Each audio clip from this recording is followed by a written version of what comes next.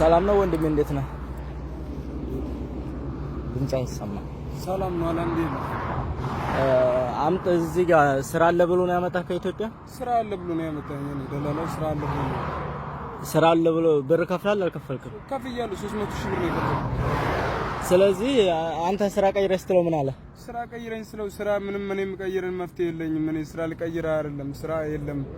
ኢትዮጵያ ከፈለክ ኢትዮጵያ ግባ፣ ከፈለክ ደግሞ የሰራበት ብር ሌላ ብር ካለ ኖርማሊ በራስ ቀይረን ያላቀም እና ሜዳ ላይ አምጥቶ ነው የጣለህ?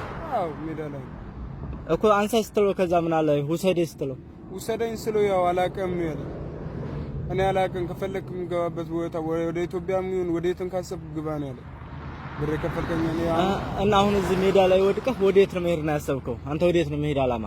ያው ወደ ዱባይን ገብቼ ኢትዮጵያ ፖሊሶችን ካያዙ ነው ኢትዮጵያን ካስገቡኝ ወደ የትን ካስገቡኝ ለዛኛው የሰፈሩ ደላላ ይዛለሁ ብዬ ነው። ከኢትዮጵያ ከመጣ ስንት ጊዜ? ከኢትዮጵያ ከመጣ 16ኛ ቀን ነው። 16ኛ 17ኛ ቀን እኮ ከኢትዮጵያ ላከ። እዚህ ማን የሚባል ደላላ ጋር ጀማል ጀማል የሚባል ደላላ ተቀበለ። እዚህ የተቀበለኝ ደላላ ደግሞ ያው አንዱ ስሙ ብዙም አሪፍ በስልክ ያው ጀለስ ብዬ ነው ያዙ።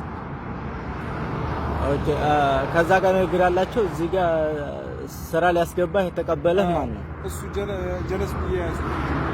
በስልክ ጀለስ ብዬ ነው ያዙ። ስሙ አልያዙ። ያንተ ስምህ ማን ነው? የኔ አብዱ ፈታ ጀማል ነው። አብዱ ፈታ? ፈታ ጀማል። የት ሀገር ልጅ ነህ? የኢትዮጵያ ቡታጅራ። ኢትዮጵያ ቡታጅራ። ስለዚህ ይሄን ልጅ የምታውቁ ሁሉ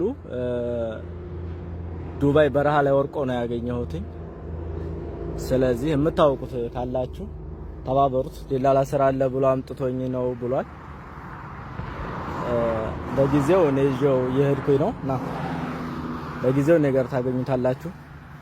ስለዚህ ለተባበሩት የምትፈልጉ ኢትዮጵያውያኖች ተባበሩት። ለጊዜው ነገር ይገኛል ይርገባሉ እና እንደዚህ አይነት ሜዳ ላይ አምጥታችሁ ሰውን ስራ አለ ብላችሁ የምታመጡት የሌለውን ስራ አለ የምትሉ እናንተ ጌታ ይፍረዳችሁ። ስለዚህ አሁንም ቢሆን ይሄን ልጅ የምትተባበሩት ኢትዮጵያዊ ካላችሁ ለጊዜው ነገር ነው ያለው፣ እኔ ጋር ታገኙታላችሁ።